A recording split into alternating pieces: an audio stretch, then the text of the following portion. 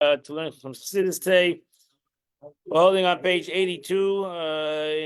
The bottom it's about 82, and the Alter Rebbe is trying to explain to us at least, the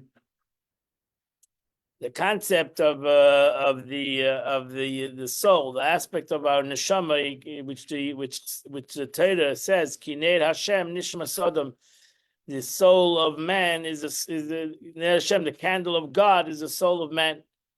So the 82 on the bottom, 82 on the bottom, it says 82. On the bottom of the page, it says 82. So we're in the middle of chapter 19. We're in the middle of that chapter. So the Alter Rebbe explains that the concept of a candle, why do we compare a candle to our soul? With a candle, you look at a candle. If you have a candle, you light a candle, Friday night candle, Yortzeit candle, Hanukkah candle, whatever the candle might be.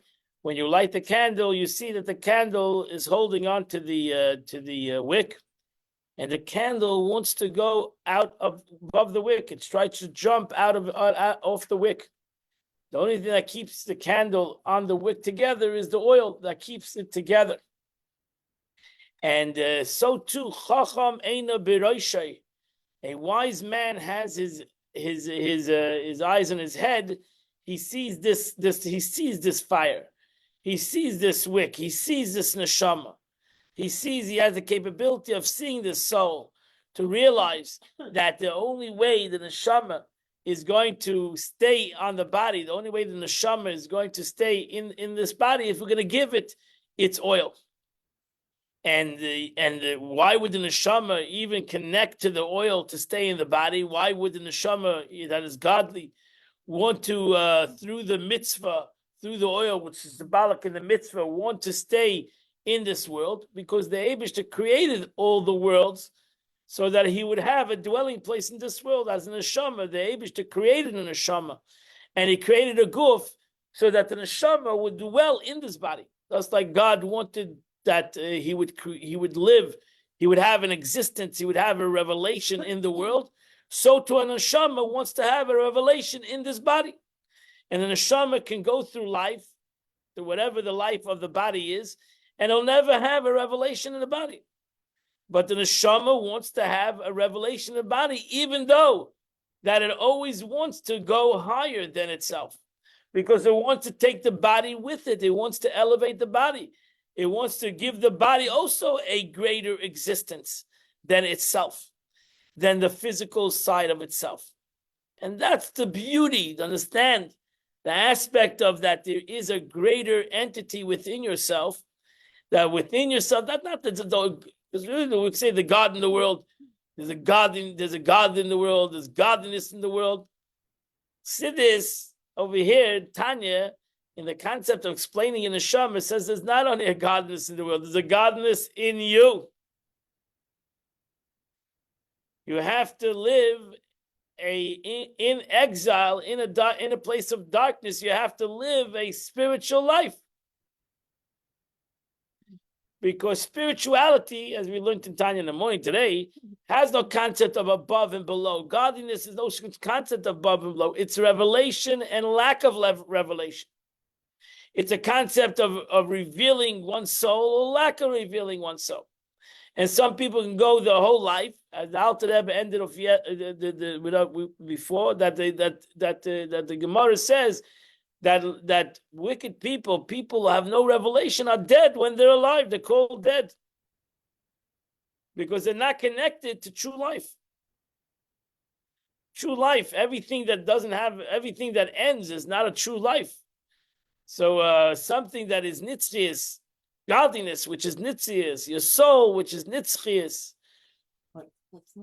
everlasting, because it has no time and space. It's above time and space. It's above the concept of comprehension. You cannot put it into a box.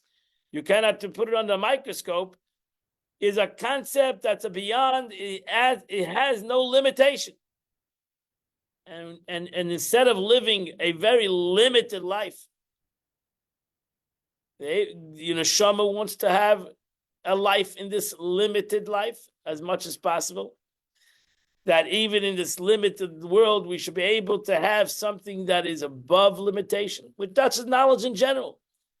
This is not a great concept of Jewish philosophy. If you understand the concept of wisdom, you understand this aspect. Because wisdom itself is something that is above limitation. So that's why learning never ends.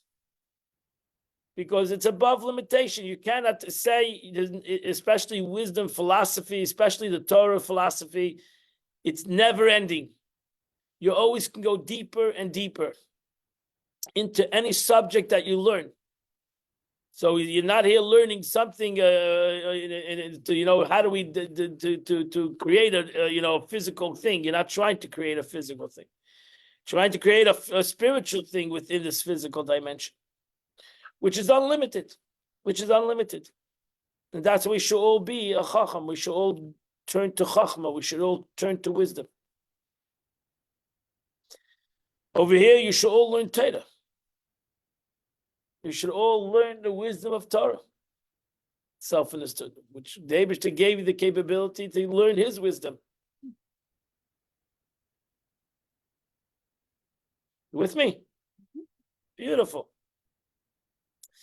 So let's learn a little bit inside. We never get the chance to learn that much inside. Let's try to learn inside. Ready? We're holding the left column on page 82. In the bottom, it's page 82. The left column.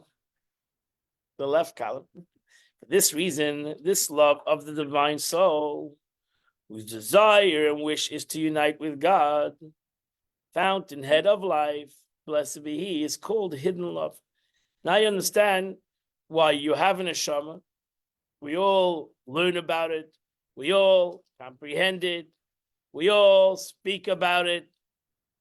But it's hidden. It is hidden to us. We try to find it. We try to find this concept. For it is hidden and veiled in the case of those who are transgressors. I don't know, talk for myself.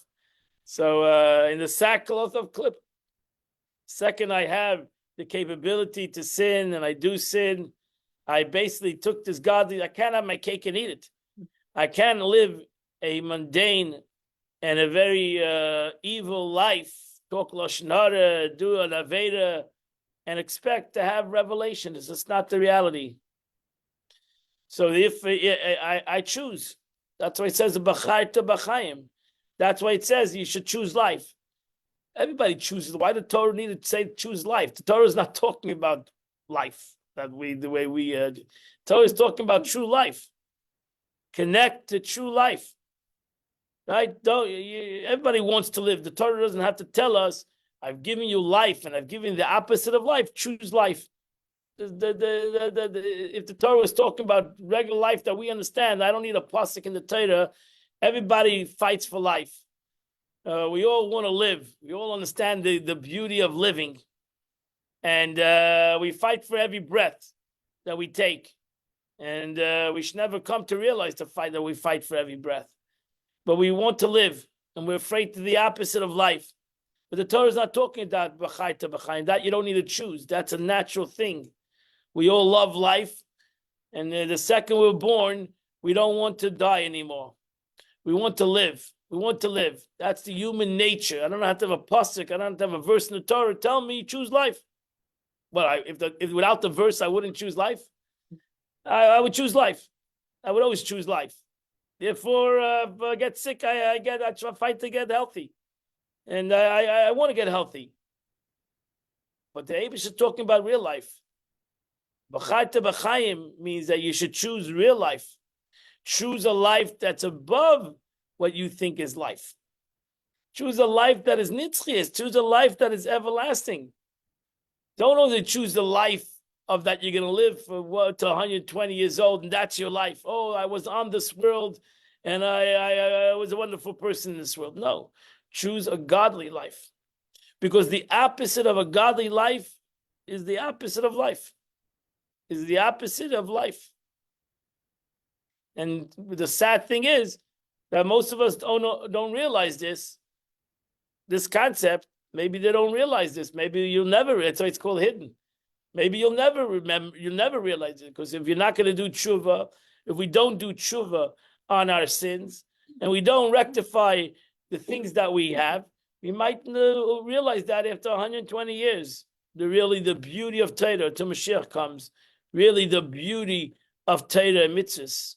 So right now we might sit and kvetch while we do a mitzvah and say, well, I don't see anything from it. But when after 120 years, when Mashiach comes, you'll realize the beauty of this mitzvah. Yeah. Oh, it's the pasuk. I have two things actually. It's the pasuk. A blessing. I give you a blessing and a curse. Choose life. That's the way I heard it. I don't know. What is the? I'm a little confused about that.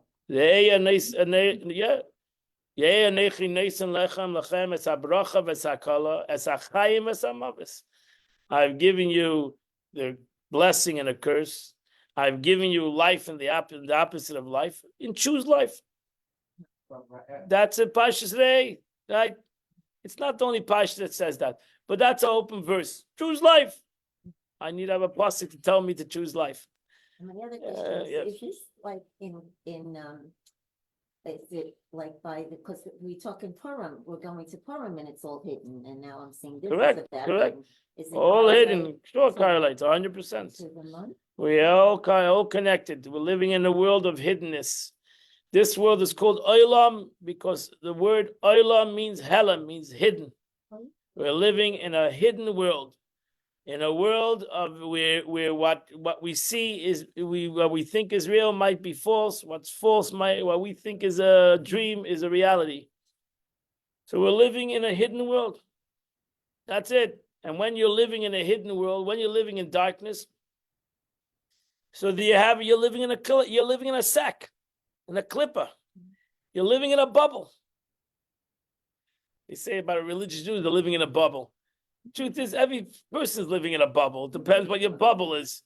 Everybody's living in their own fantasy, what they think life is, and what they think their life is, and what they think the importance of their life. They're living in a bubble. That's why you imagine everybody, what they think is important is not important to somebody else. How's that possible? If it's important to me, why isn't it important to some? Why isn't it? We get very angry. Why isn't my importance not important to somebody else? It's important to me, and it's not important to somebody else. I got frustrated. How is it possible my importance is not important to anybody else? We're all different. Yeah, but that's what the Alter Rebbe says. Yesha says, I am all. My importance is the importance of the world. I am the importance of the world. And I'm shocked, I'm frustrated, I'm angry that the world has not yet realized the greatness, my greatness, and my importance. The world has not yet realized it. The world has not yet chutzpah that the world, one day they will see. But the truth is, you're living in your bubble because the guy next to you thinks he's important too. And he should be the important entity in the room, not you. Him. And guess what? The third guy thinks the same thing. And everybody thinks, so everybody's living in their bubble, and they're living in their own little bubble. We're not living in a bubble, we're living in God's bubble. God created us, God gave us our importance, and He gave us a yes, He gave us your bubbles too. And you need to burst the bubble. You need to burst the bubble. You need to realize you're here part of the general purpose. You're not here only on your own. You're not here for yourself. It's not a selfish world. It is because you're living in your bubble. You're living in a fake. You're living in a fake world, in a fake reality. And that's a clipper. That's a clipper. That's a clipper. That's a covering. That's your bubble. And the sackcloth of clipper, once he enters into them, spirit of fun. That's why in your little bubble, you live your world. You live your fantasy. You decide what is good and what's bad. Like you can decide what is good and what's bad. You decide what God wants and what God doesn't want. You decide how much is good and I'm talking about myself. I decide what I want and what I'm the balabas. I become the captain and everything. I'm the macha. And I'm not only a macha to others, I'm macha to myself. So I've decided what is a sin and what is not a sin. I decided what is allowed to be done and what's not allowed to be done. I've decided what God wants and what God doesn't want. I became my own God, and that's why you're living in a stupid bubble.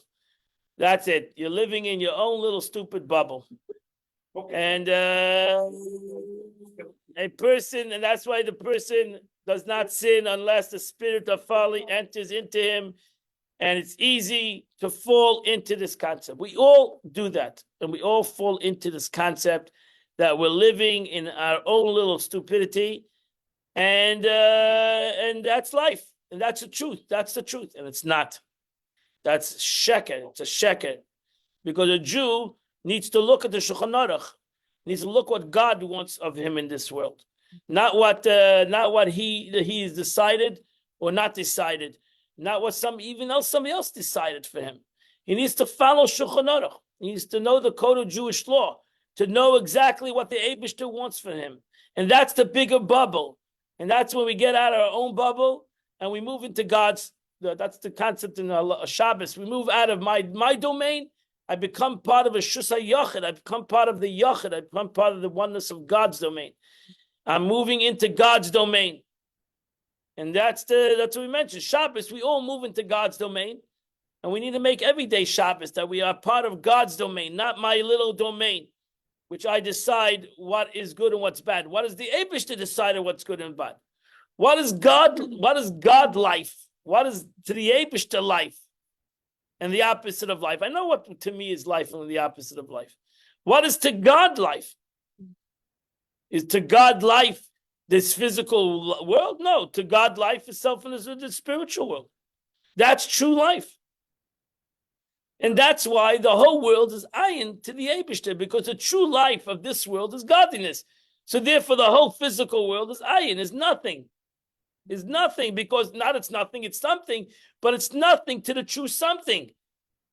And therefore, I ultimately have to come that even in my personal life, my godly purpose is the real something to whatever else is nothing. Say that all again. Say that all again. Yeah, I'll say it again. You're saying the physicality is nothing, but didn't we learn that we need the physicality? I'm not saying it's nothing to the real something. It is something in comparison to the mitzvah. What is the whole physical world? What is the whole world? The Gemara says it's worth it to come. The Baal Shem Tov said that it's worth it to come in this world just to do one good. You can come to this world for 70 years just to do one mitzvah. That means that one mitzvah is more important than all your 70 years or whatever you've gone through. Yeah, because that one mitzvah is godliness, and whatever you've gone through is garnished. Talk of things and more things, but it's garnished because in comparison to that one mitzvah, to that one godly entity, what is this whole world in comparison to one godly entity? Garnished. Nothing. Nothing. Decisions. If you're living in your stupid bubble, how do you trust your own self to make decisions? Break the bubble, first of all. That's why I said, go to Shulchan Aruch. Don't make decisions. You follow Shulchan Aruch, the code of Jewish law. If the Torah tells you, for example, to be happy, you're happy. Torah tells you it's other, be happy, finish. It's very simple. You're following Shulchan Aruch. It's not simple. You follow Shulchan Aruch. I follow the law.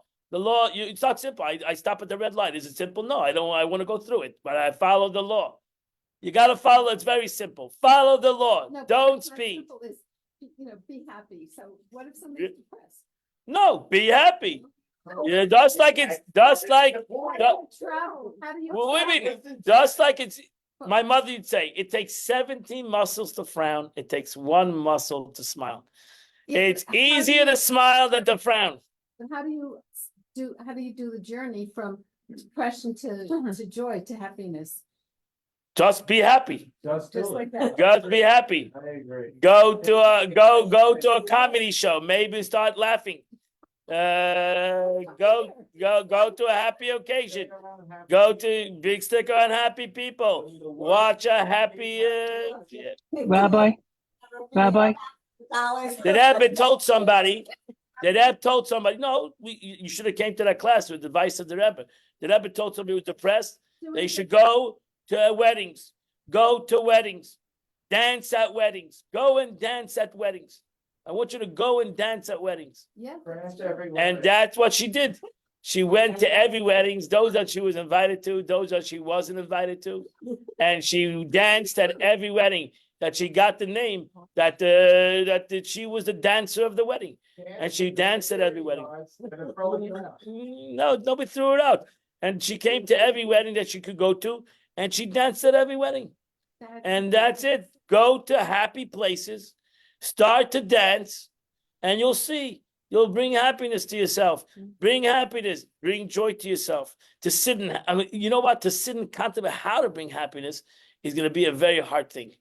Because there's how many books and how many lectures have been given of happiness. I think it's unlimited, and you can go and you hear drushes of how to be happy, and hear more drushes of how to be happy, and you're never going to get happy.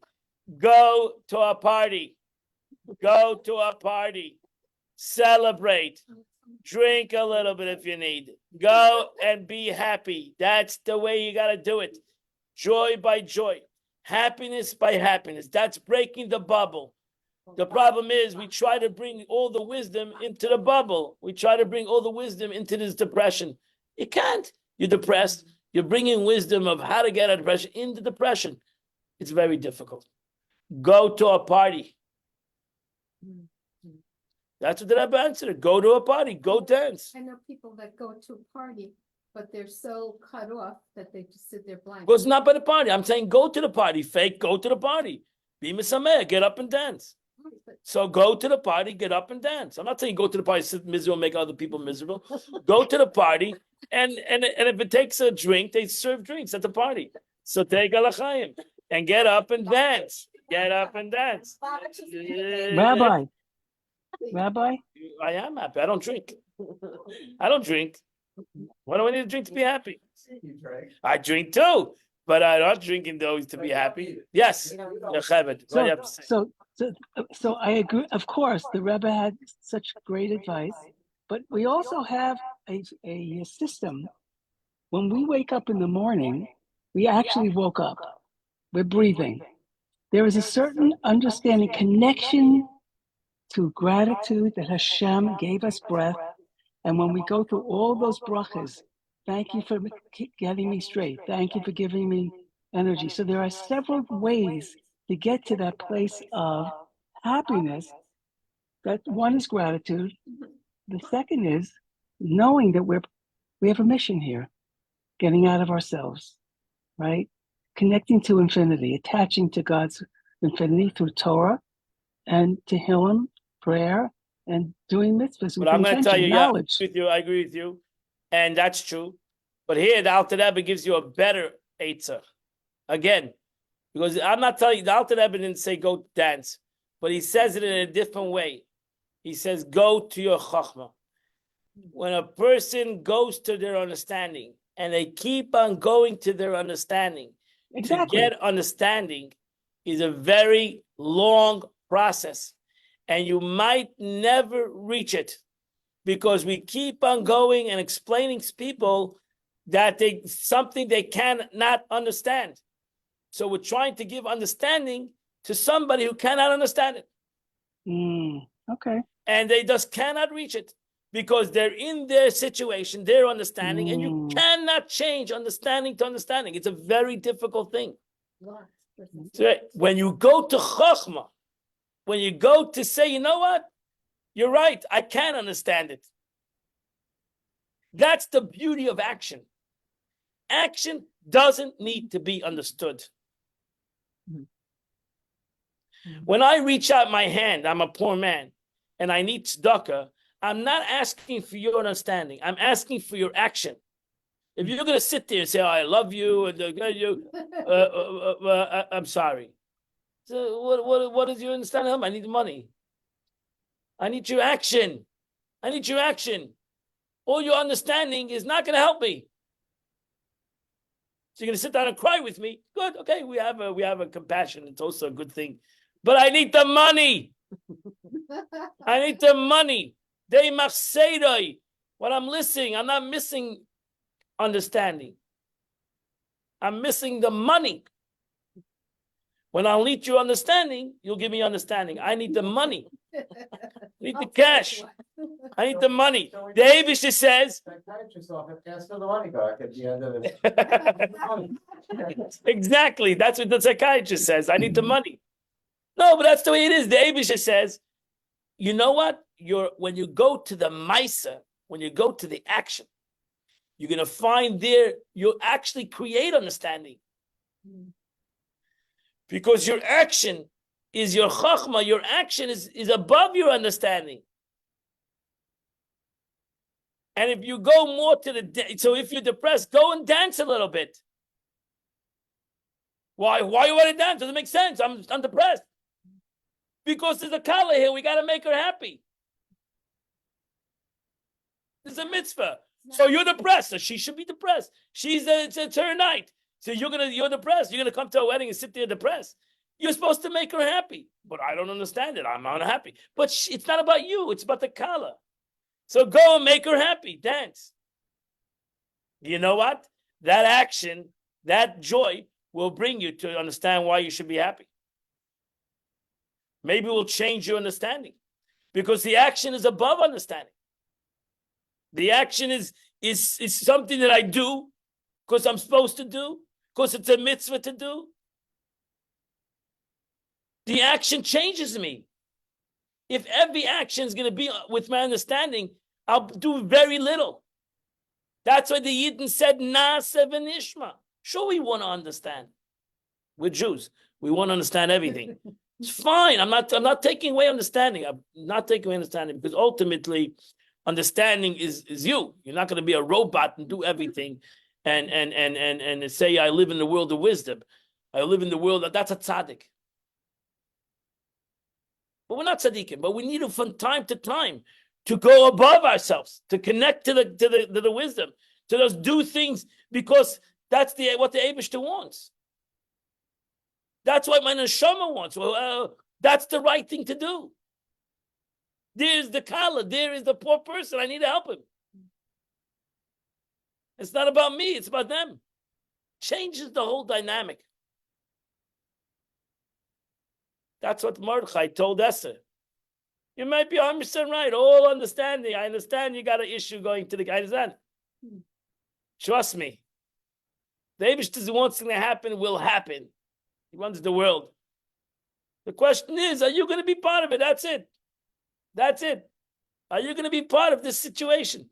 Does it make sense? No, we're looking for a miracle. We're not looking for, we're looking for the action. Does it make sense? No, it doesn't make sense. You're putting yourself in danger. It doesn't make sense. Right? It doesn't make sense. But we're looking for the action. You need to do what is right. And even though it doesn't make sense. I'm talking about Esther, yes. She did something that doesn't make sense, which she said herself, it doesn't make sense. But there's a great expression, Rabbi. It says, put your obligation before your inclination. That's right. I like that. That's true. That is true. That is true. Commitment. Commitment comes first. Our commitment comes before our understanding. And that's what Nasa says. Nasa says we will do. But the Alter Rebbe says a deeper concept of it, because Nasa is that's our true wisdom. That's who we truly are. It's hidden, but that's who we truly are. Alter Rebbe today in Tanya says, in the Tanya of the Chitas, the Alter Rebbe says a very famous Gemara, the statement of Kaifin Oishe Achayema Reitzani. You have expression in the Gemara. We force a guy until he says, I want to do it. Like it gets. Now, right. So that doesn't make any sense. That doesn't make any sense. How do you say you force somebody to say he wants to do it? That's the opposite. If you're forcing him, he doesn't want to do it. If he wants to do it, then you're not forcing him. The Gemara doesn't explain the Gemara says that statement. You force somebody until he says he wants to do it, and that doesn't make any sense. He has to do it free will, and we force him to say, "I'm doing it free will."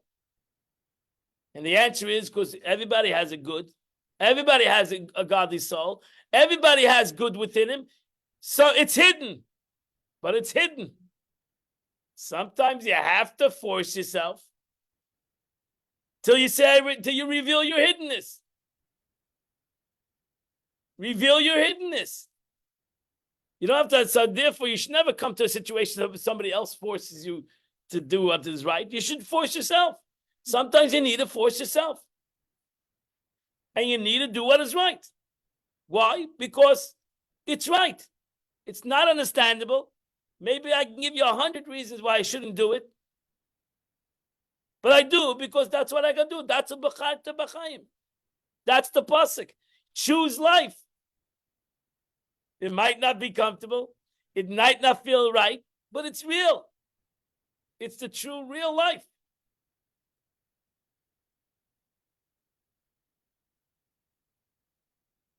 What's the beauty of this chachma?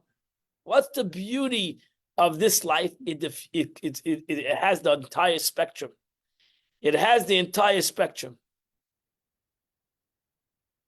When a person diffuses life or happiness through his understanding, it goes only to the answer to what the subject is. When a person goes to the essence of joy, it becomes, his whole body becomes joyful. Everything becomes joyful. Because he's touching the true joy. He's not just trying to figure out a specific joy. He's got a problem A. How does he fix problem A? So he fixes problem A, but he's got A to Z. So how do you fix problem B? And we try to fix problem B. And then we have C. If we go to Chachma, we fix all problems. Because the joy of wisdom creates a joy throughout the entire body.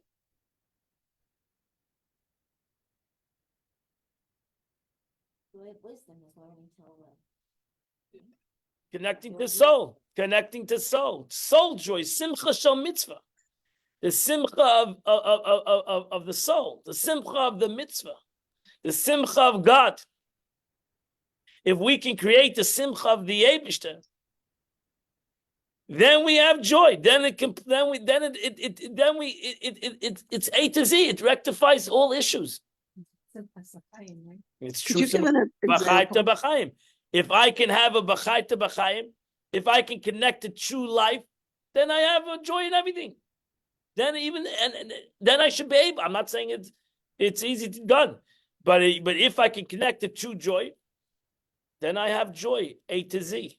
I don't have this joy in the situation that I'm looking for joy.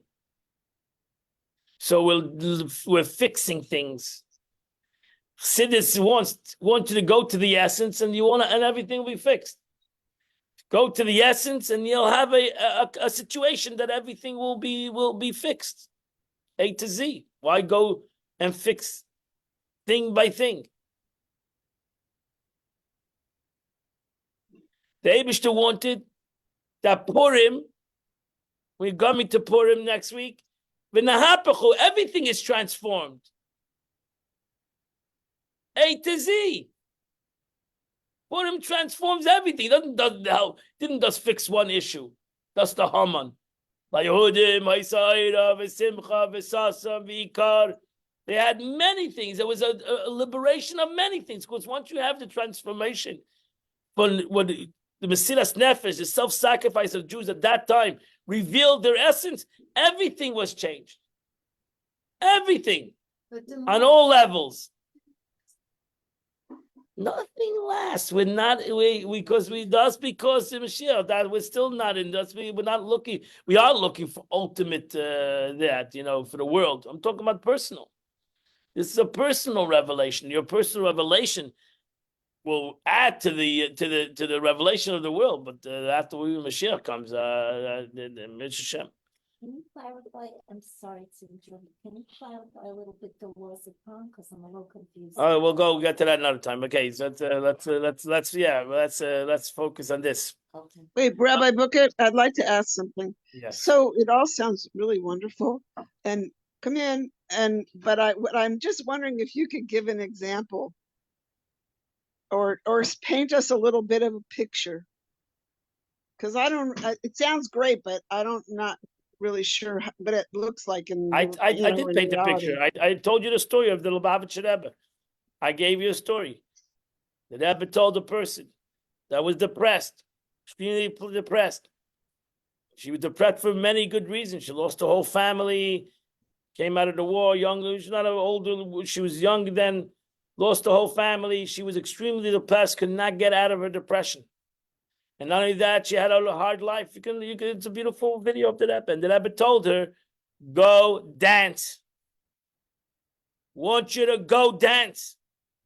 The Rebbe didn't sit to her and say, listen, there's a soul, and the God, let's sit down and talk about the neshamas, and let's figure out God's ways. The Rebbe said, go dance. Go dance. Simple solution. Go dance. I'm not in the mood of dancing. I'm telling you to go dance. Go to every wedding and dance. And go dance. In New York, in Brooklyn, New York, you can go to every night to a wedding. But move to New York. It's worth it. It's worth it if you're depressed. Move to New York. Move to Crown Heights. And there's every night a chasana. And you can go there. They won't chase you out. Just go there and dance. And bring simcha to your life.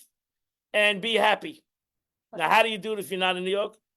I tell you to go to spaces of happiness. Go to spaces of happiness. Go to places that make you happy. Go watch a comedy. Go, no. Or doing service, Rabbi? What I think what you're saying is get out of yourself and be there for other people. That's it. Just go be happy. I don't you go to the hospital that might make you more depressed. Go. At the hospital. Like they said, the court jester was like a very high position. That's Go make people what's happy. so what? David said to be happy, be happy. That's it. Fake it. I don't care. Fake it. Go and be happy. That's it. You're doing it because God said to be happy. So you're going to be happy. And that's it. Fake it. Why can't a person fake to be happy? It doesn't make sense to me that a person cannot fake to be happy. Fake it. Fake it. I'm not telling you to fake it for a whole day. Fake it for an hour. That's it. Be happy. Get up and dance. Put some music on in your house. Start dancing. That's it. You know, there's a dance club. Go and dance. Get together with a bunch of women in Century Village and make a dance group, a Jewish dance group that are going to come together once a week and dance. What's so terrible about that? I think it's a beautiful idea. You don't have to say it came from me. Start a dance group. Music, live music, only women. We want to do our halacha and go dance. Make a dance group. My wife majored in dance therapy. So we did a dance thing for a night. 100%. We need to be happy. That was her major. We need to be happy. We need to be happy. And that's it. The Eibishter wants us to be happy because happiness is the greatest healer of everything. Yeah. Happiness is the greatest healer of everything. And then you go from happiness to gladness. That's really a healer. Gladness. So is this happiness just for when you dance? What's the difference Gladness is between? deeper. That's where you're satisfied. Not that you're dancing at somebody's another person's wedding. When you dance at when your own family's wedding, you feel gladness. More than that. It's much deeper. Dancing at another person's wedding, you can be dancing and you're really not there. Okay, you're dancing. You dance at your own family, your own child's wedding. It's a whole different picture. Now you have nachas. Now you have gladness. Now you have gladness, which is tainug. You have delight. Tainug. And that's what you should reach up to. It starts off happiness. Happiness. Come to delight. Which the Eibishter still wants every person to do that. To accomplish that. Why? Because God wants happy, healthy people. And that's you need to do that. You need to break yourself. You need to get out of that bubble. I think it's the most struggling situation in the world today, sadness. And there's a lot of reason to be sad. I fully comprehend that. There's a lot of reasons to be sad. I was dealing with somebody this week who lost somebody, and he said he came to shul. He said everybody's dancing. I cannot do it. I said I understand you cannot do it at this present time, but you need to come to happiness to realize that one day you will do it. If you're gonna you're gonna go to sadness, then you're gonna create a situation that you'll never get out of happiness. Come to a place that's happy. You're right. You're not ready to be happy. Fully comprehend. But you have to realize, you have to put it in your subconscious that you will be happy. And therefore, coming to a place of joy will accentuate this hiddenness that you will be happy. And in Hashem, you will be happy. I understand right now you cannot be happy. And true, I understand some people cannot be happy. I fully comprehend it. I'm not diminishing other people's sadness. But ultimately, my heart goes out to them, to such kind of people, and that they cannot be happy. And because happiness is the greatest medicine for everything. The Eibishter says, and you'll see now, you go to Korbanos, the Eibishter says, Nachas Ruach, I have a great delight from your actions. I should have a delight from what you're doing. I have a delight. And it's interesting that the Eibishter says it on Kabbalah, which is sacrifices, self-sacrifice. The Eibishter says, I have a delight. I know that you're not ready. I know that you're in pain. I know that you have all these issues, but you still stand up. You still get up. Full function. You still function. You still do what's right. That's true gladness to me. The Eibishter should take away every sadness from everybody in the world, and nobody should be sad. That's not my point. But ultimately, we're here in the world to inspire others, to inspire others, to give others inspiration and motivation to get out of their sadness, get out of their bubble. The Rebbe was screaming last night. I was watching this video of the Rebbe. I don't know if I put it on last night. I was screaming, we're in one boat. We're all Jews in one boat. Your sadness should be somebody else's sadness. Your pain is not a person's pain. We're all here together. We all need to uplift each other.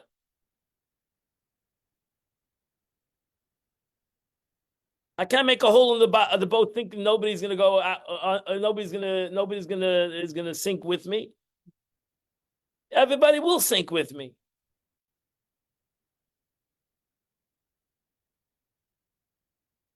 That's when you go to Chachma. When you go to understanding, then you say, you don't understand me and I don't understand you. Because every person understands things different. When we go to Chachma, we are united. We are here for each other. We are here to either uplift each other or chas v'shalom drag one another down.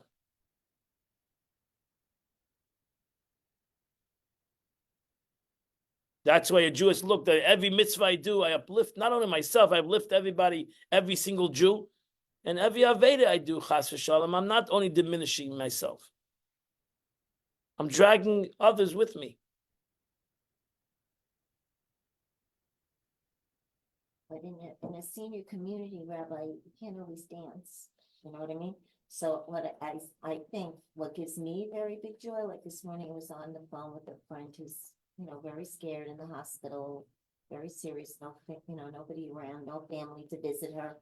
So, just tried to cheer her up and give her some. Okay, listen, I understand that everybody, I listen. You can't always dance, especially as you get older. It's a little challenging, so people are confined. But making others happy, I think, is what the Rebbe really meant, This lady that Rebbe spoke to her, she lived till 90 something years old, this video, and she danced till she was until she died. Right, but There's I'm just saying also- not everybody's capable. of No, that, but there's also something called a chair Zumba So while they can't get up and dance physically like that, they can sit there and. So who's talking about only about physical dancing? Dance spiritually, right? Okay, let's see how the Alter Rebbe says it. However, this exile of the faculty of Chachma refers only to the aspect in which it's diffused throughout the nefesh that animates it. Yet the root core of the faculty, the divine soul, remains in the brain, does not close itself in the sack of clip. That's the beauty of Chachma.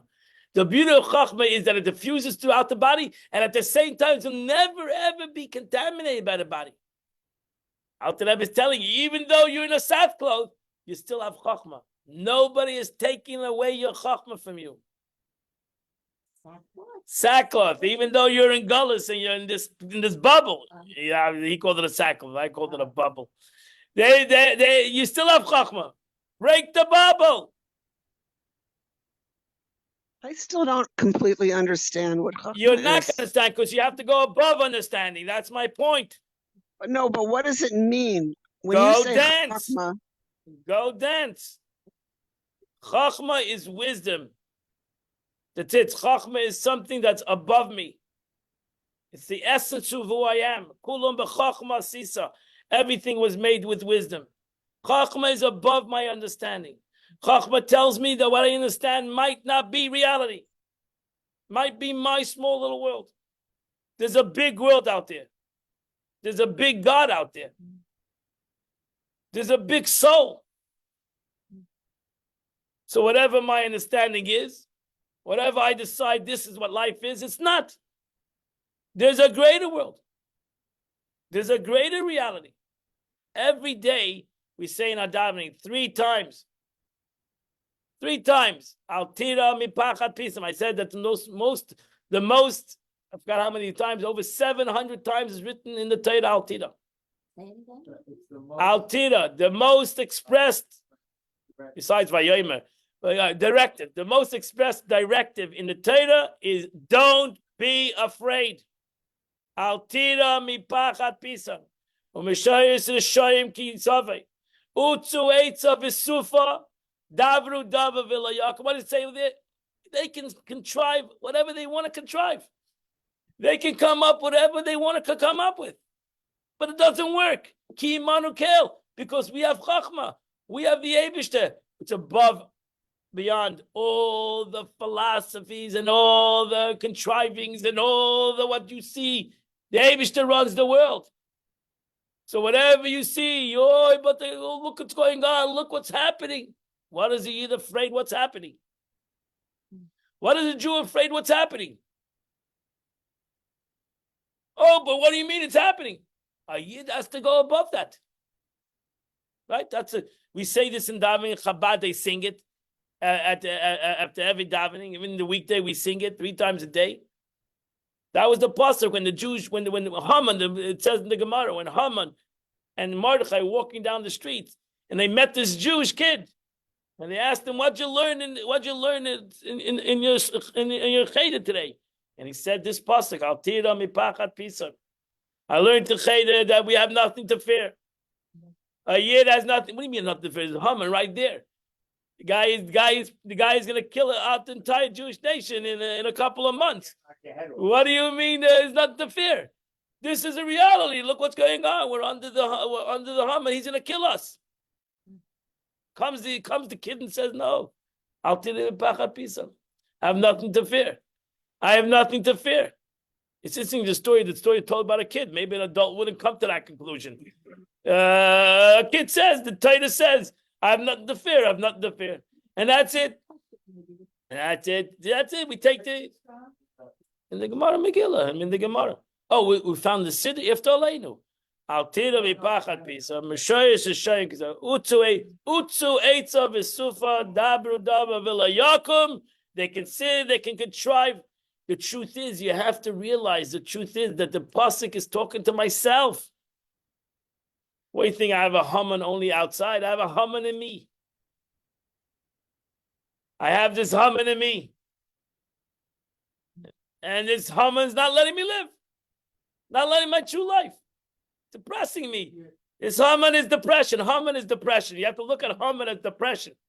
If you substitute the last and Other Haman. You have to, but a person ultimately, I'm Purim, has to realize, has to come to such a level that he realized the Eibishter gave him Mordechai and a Haman. Rabbi, if you substitute the last N, the name with an S, what do you get? It's a hey, not a ches, but okay, whatever. It sounds good, whatever. It sounds good. Fine.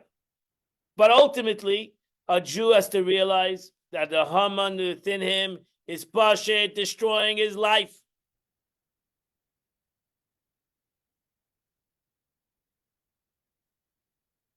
That is a bit of good in You know, one of the when I listened a lot to Israeli news. One of the expressions, and it bothers me. You know, they call it the Shabbos Hashchreda, the dark Shabbos, right? Referring to the dark Shabbos, the cursed Shabbos.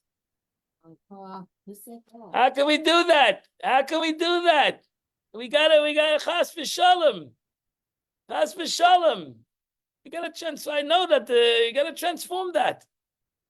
The Eibush needs to transform it.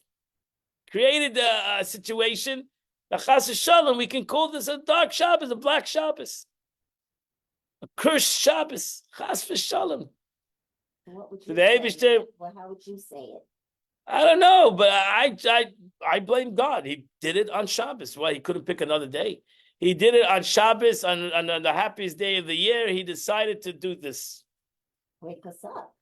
I don't know. He could have picked another day, Sunday. He should have picked no day.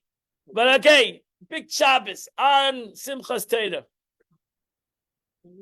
So that he gave Yidden now the capability, and I understand why they're calling it. I understand. It's understandable.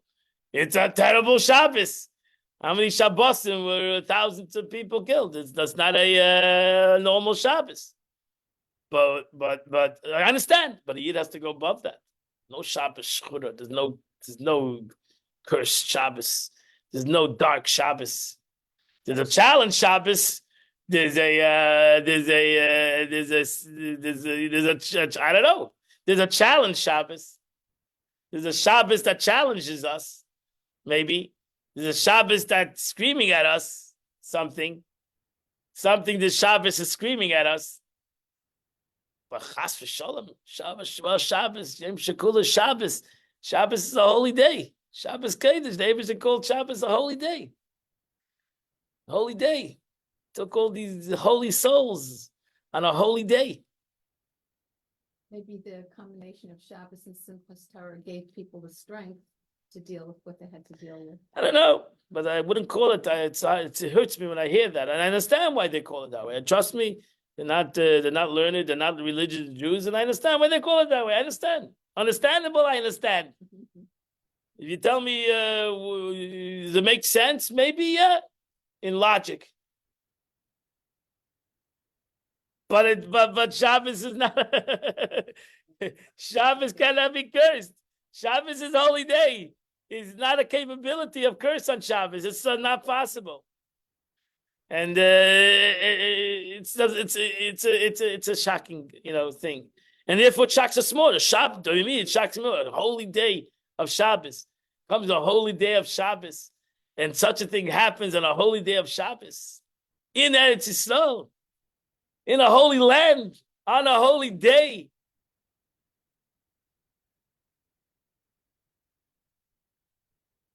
So the Rebbe would turn it around into good. That these old Yidden on a holy day, holy Jews, were taken in holiness on a holy day, on a happy day.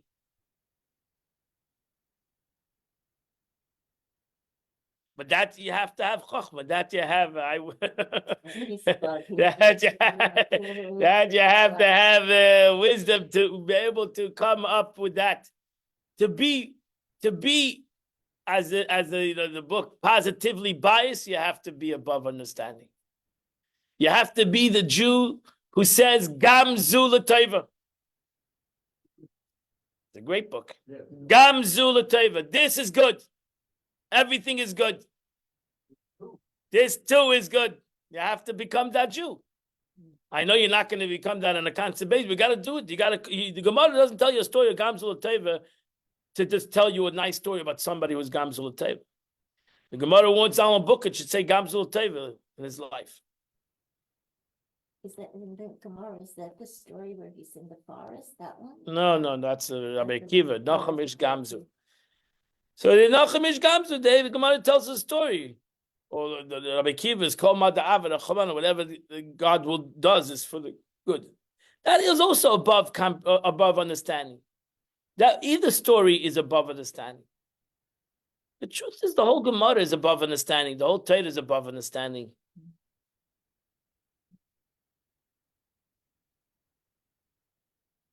Because the Torah is Chachma of the Eibishter, in life is above understanding. Our soul is above understanding. And that's it. Technically, we shouldn't be here. You know, that's it. Technically, we shouldn't be here. Technically, right? Technically, the truth is, if you think about it, the Alter Rebbe, says a Beinani has a struggle his whole life. And he really is, he might be thinking himself as a loser. So if you're going to he's going to put an accountant, the guy's going to say, you're bankrupt. If every person is going to make an accounting of his life, he might say, you know what? This is bankrupt. This is a losing business. Get out of the business. You're just you're a lousy businessman. You're a lousy salesman. You're a lousy everything. Get out of the business. Comes the Eibush and says, no, one mitzvah to me. It's not a business. This guy is not a business. It's life. It's true life. Godliness. One act of godliness has no value. One act of godliness has no value. It's infinite. Oh, that's what you mean. Every mitzvah you do is infinite. Oh, but the 613. Every mitzvah is infinite. Every mitzvah is all mitzvahs. Sure, you do 613, 100%. But every mitzvah you do is infinite.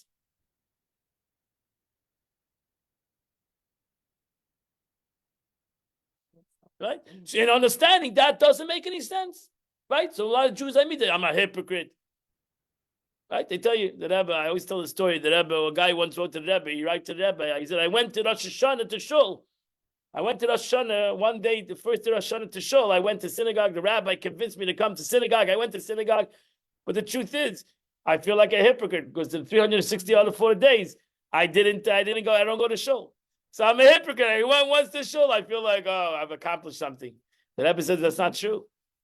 The truth is, you're a hypocrite the other 364 days. You're a hypocrite the other 360. That day you went to Shul, you were a Jew.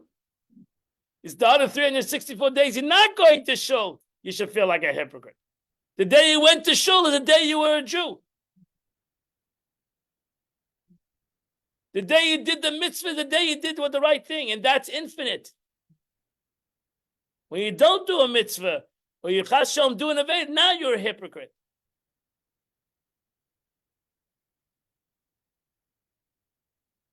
You're a Jew in the mitzvah, you're a Jew in the aveda too, but you're a Jew in the aveda. He's hiding.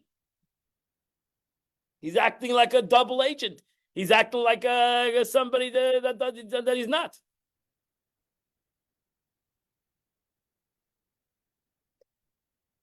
Because Chachma, again, because the Torah is categorized as Chachma. Every mitzvah is the Chachma and the will of God. It's infinite. Every mitzvah you do is infinite. That's why the Alter Rebbe demands every Jew should be happy, because there's no Jew that doesn't do mitzvahs. So God shouldn't make him depressed. God should surely not make him depressed. Meaning they don't blame God. Oh, I'm not a perfect person. That's why I'm depressed. David says, what do you tell you? You are a perfect. In every mitzvah you did, you were perfect. You didn't do all mitzvahs, but that mitzvah you did, you're perfect. That's it. Okay, if you're a bad person, let's say, who does really bad stuff, and you do one good thing, let's say. That's it. That good deed you did, you're a tzaddik. You're unbelievable. In that For that moment. moment. That moment. So that moment's infinite, but At that moment. that moment's infinite. What That moment. that stuff. What do I have to think about the bad? I'm talking about the good. You have to think about the bad. That moment, you're infinite. That's it. Somebody I told me love that. every Jew for that moment. I cannot think of any other moment. That moment's so infinite. I have no time for any other moment. I have to look at every Jew. Wow, Dad, he's infinite. Look at that moment. Oh, but you tell me bad moments. No time. That's infinite. All the other moments are finite. You can do tshuva, we'll fix it. We'll work on it. But the moments of mitzvahs are infinite. I understand. They're unlimited. But Rabbi, this is important. Don't Yesterday somebody told bring me the ultimate, Hitler. Very, like, There's always so-called, an exception to the rule. people who look the part and this and that, but they abuse, let's say, their wives or children or whatever. So what do you say about that? So let's destroy everybody for every sin that this guy abused his wife, that guy abused himself, the other guy abused a child, the other guy abused he stole from somebody. We're gonna go through everybody's down the tube. No, We'll write off every human being in the world. Because you're not gonna find me in a human being in the world that didn't hurt somebody, rip off somebody, didn't lie to somebody. We mentioned the story where Yaakov Avinu said the Gehenna opened up for me. Why? Because Esav lied. So Yitzchak felt Gehenna opening up because somebody lied. How many people have lied to you in your life? To Gehenna open up under you. Everybody, we're gonna write off the world. You have to be there not to only attack their good, their bad, but to accentuate their good. And maybe by accentuating the good, they'll become better. I'm not here justifying abuse at all. That's what I'm saying. People use that. No. People can abuse anything they want. That's life. And people abuse. That's the world we live in. We will live in the people abuse. People live in their bubble. We all abuse. We all abuse the system. Let's not become holier than thou. We all abuse the system. We all take advantage of the system. And we use the system to our advantage. That's the way it is. So somebody else's evil is terrible. My evil is workable. Who says so? Who decided such a situation?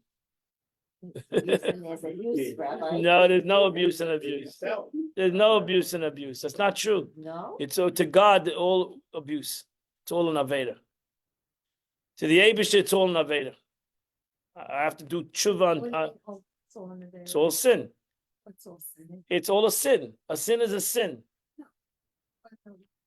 What's all You shouldn't talk lashon hara. Is a sin. Oh, I see what you're saying. The Gemara says death in the world comes majority from lashon hara.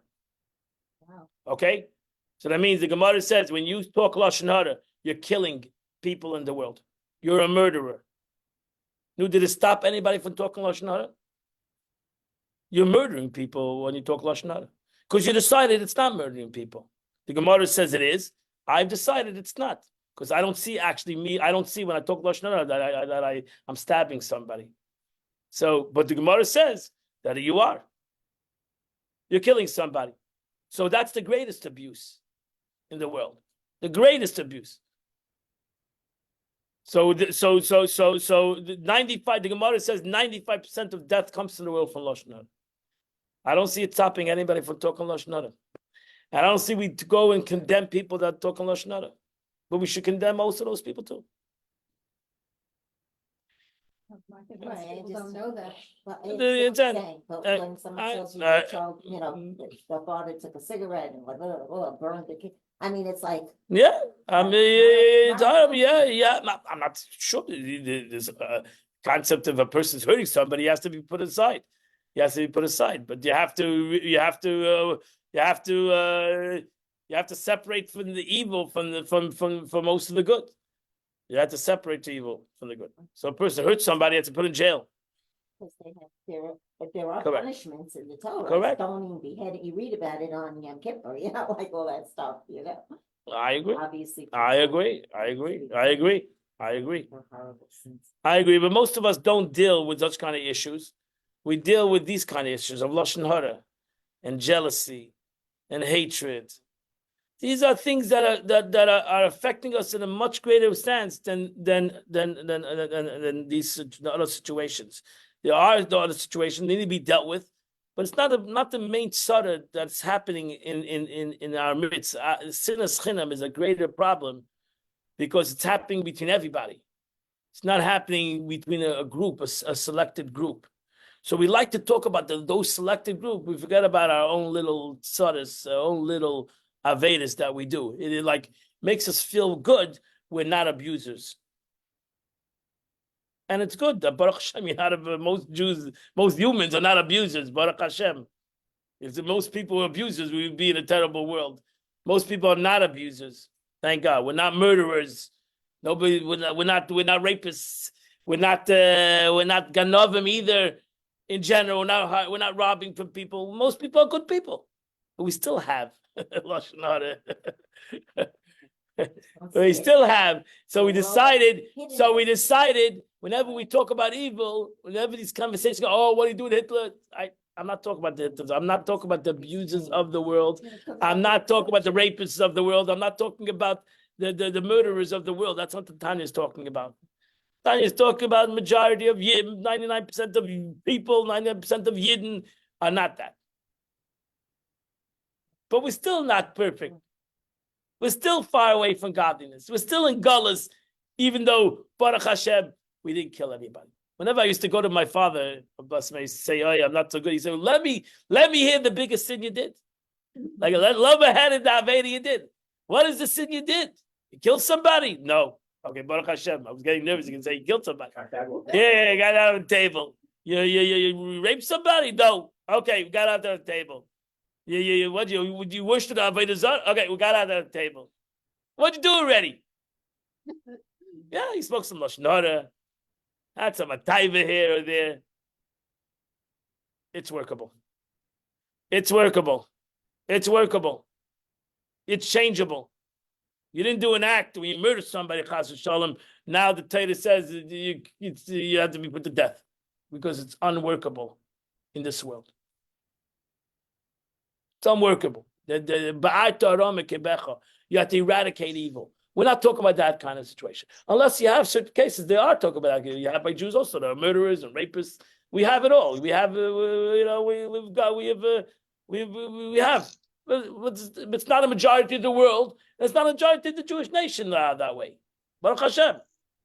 Baruch Hashem. The Alter Rebbe is not dealing with that. The Alter Rebbe is dealing with our own, the ego, our ego. That's our evil. Our ego, our bubble is our ego. We're not happy. Even though we're not murderers, we're not rapists, we're not ganovim, we're still not happy. We're still depressed. I can understand. You went and killed somebody, you should be depressed. You raped somebody, you know what? You should be depressed. Yeah, but the problem is the murderer is, when we used to go, I go to jails. You don't mention these things. You don't mention their sin. You just don't mention it, right? You don't mention it. It's self-understood. Focus on the positive with the person. Right. You don't mention because first the guy's gonna, you don't mention it. You're not gonna tell the guy, you know what? It's self-understood. It's self-understood. Because even in this, a lot of them cannot face their situation. Understand? They just cannot face it. Understand? It's sad. It's sad. You have to have rachmanis on such kind of people, in a way, and they deserve to be in jail. A lot of them deserve to be in jail. But we're not talking about that. We're not talking about that. It's not the majority of people. That's what we're not talking about. We're not talking about.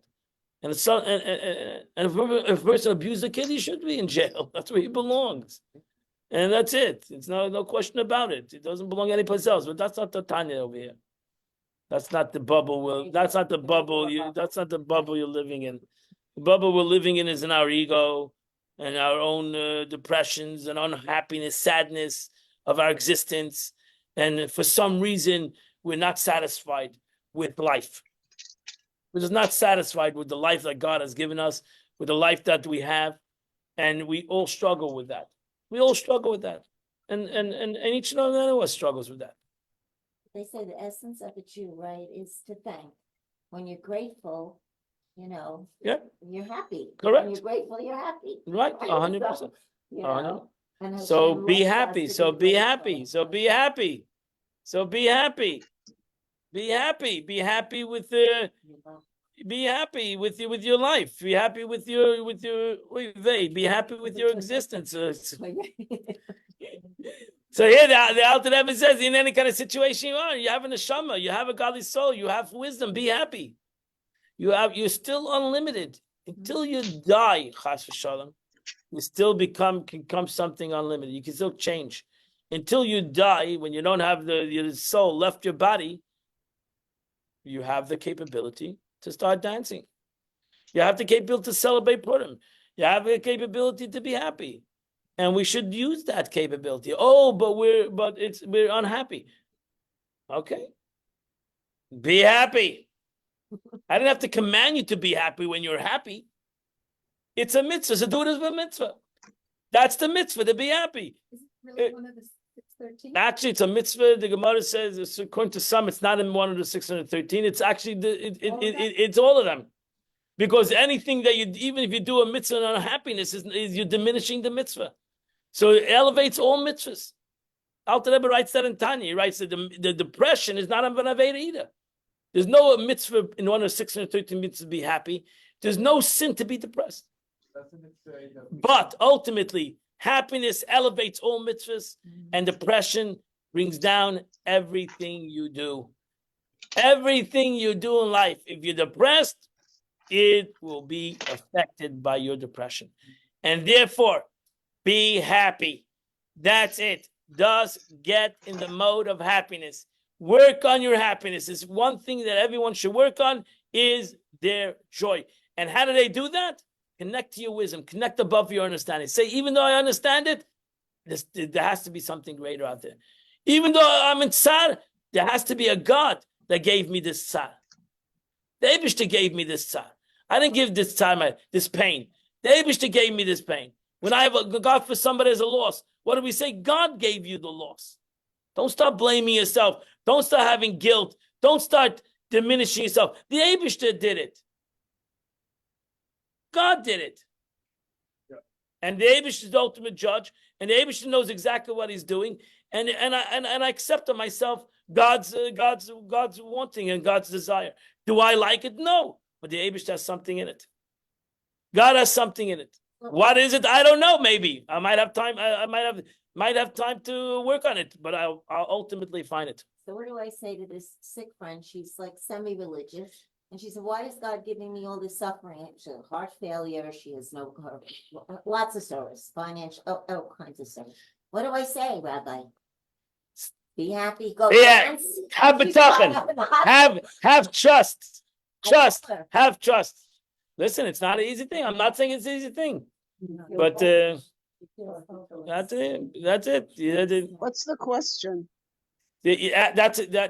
Sometimes when a person says Beli Koil, he has nothing, he realizes that the only thing he has is God.